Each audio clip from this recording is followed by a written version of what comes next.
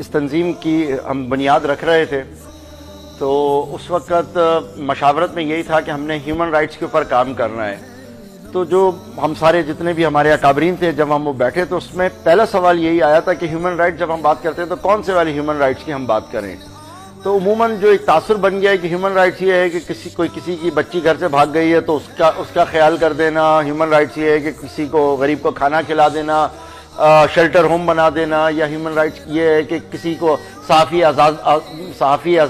صحافت کے اوپر آزادی اگر نہیں ہے تب آواز اٹھانا.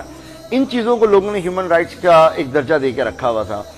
لیکن جب ہم نے اس کو اپنی ہیومن رائٹس کی بات کی تو ابتدائیہ میں ہی ہم نے ایک بات یہ رکھی کہ ہم ہر اس طبقے کے خلاف ہیں جو وجہ مشکل بن رہی ہے. جیسے آپ صلی اللہ علیہ وسلم کی حدیث ہے, آپ نے فرمایا کہ ظالم اور مظلوم دونوں کی مدد کرو. تو پوچھا گیا کہ ظالم کی کیسے مدد کریں, تو فرمایا کہ ظالم کی مدد ایسے ہوگی کہ اس کو ظلم کرنے سے روکو.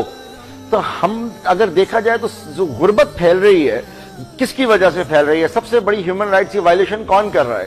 تو آج کے دور میں اگر دیکھیں تو ہم IMF, ورلڈ بینک اور یہ وہ مالیاتی ادارے ہیں جن کی وجہ سے ان کی شرائط ایسی ہیں کہ ان شرائط کو پورا کرنے کے اندر حکومتیں ٹائٹ سے ٹائٹ کرتی رہتی ہیں سسٹم کو, اور نتیجہ یہ نکلتا ہے کہ ایک عام آدمی غریب سے غریب ہوتا جا رہا ہے.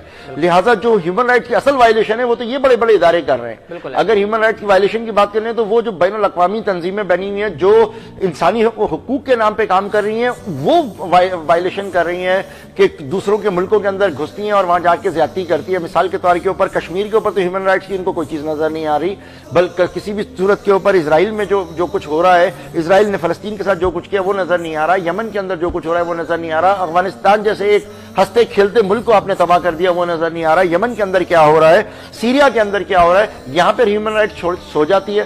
یہ ہیومن رائٹس نہیں ہے. کیا ہیومن رائٹس وہی ہے کہ اگر آپ کے کسی ایک شخص کو تکلیف ہو جائے تو اس کے اوپر آپ واویلا مچا دیتے ہیں.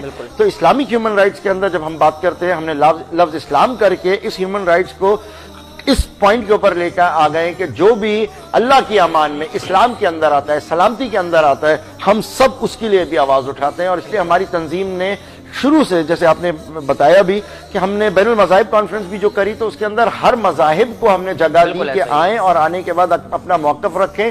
کھلے عام ہم نے یہ کہا کہ ہم سب کا ایک ہی خاندان سے تعلق ہے, ہم سب آدم کی اولاد ہیں, پھر نوح علیہ السلام, حضرت ابراہیم, پھر انہی کے 3 بچے حام, سام, یافس, ان کی اولاد سے چلتے آ رہے ہیں. ہم سب رشتہ دار ہیں. صرف آپ کے دین اور آپ کا جو شریعت ہے وہ مختلف ہے اور ہماری شریعت مختلف ہے. اگر یہ مختلف ہے تو کیوں مختلف ہے, ان معاملات کے اوپر بھی تو ہمیں بات کرنی چاہیے کہ آپ کی جو مختلف ہے وہ کیوں مختلف ہے. جس دور میں تھی اس دور میں وہ اپلیکیبل تھی, آج کے دور میں اگر وہ اپلیکیبل نہیں ہے تو ہماری اپلیکیبل کیسے ہے. تو اس علمی گفتگو میں بات کریں بجائے اس کے کہ ہم ایک دوسرے سے لڑنے جھگڑنے کے اوپر بات کریں. تو اس لیے ہم نے جو بھی پیغام اپنی کانفرنسز کے ذریعے سے دیا وہ اتنا با اثر رہا کہ ویٹیکن سٹی سے ہمارے کو اس کے ہمیں تعریفی اسناد دی گئیں. ابھی ریسنٹلی چرچ آف انگلینڈ سے کچھ لوگ آئے ہوئے تھے, ان کے سامنے ہم نے یہی ساری چیزیں رکھی. ہم نے کہا لوگوں کے سامنے یہ آنا چاہیے کہ بائبل کب وجود میں آئی, اس سے پہلے کے معاملات کیا تھے, کون کون سی چیزوں کو آپ نے ہاتھ سے تبدیل کیا گیا ہے, ان سے کیا مراد ہے, آج سے کیا مراد ہے. تو جب تک یہ علمی گفتگو ہم نہیں کریں گے اس وقت تک ہم کسی نتیجے تک نہیں پہنچ سکتے.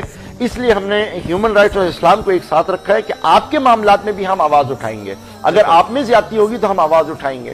اور بلا شبہ اس وقت اگر آپ عیسائیت میں دیکھیں گے تو بہت سے ایسے لوگ ہیں جنہوں نے عیسائیت کو اپنی زائنزم کے ذریعے دبا کے رکھا ہوا ہے, تکلیف میں رکھا ہوا ہے. ہم ان یہودیوں کے لیے آواز بھی اٹھاتے ہیں جن کو زائنسٹ تحریک نے دبا کے رکھا ہوا ہے. اگر آپ دیکھیں گے تو یہودی زائنسٹ سے بڑا تنگ ہوتا ہے, بڑا پریشان ہے.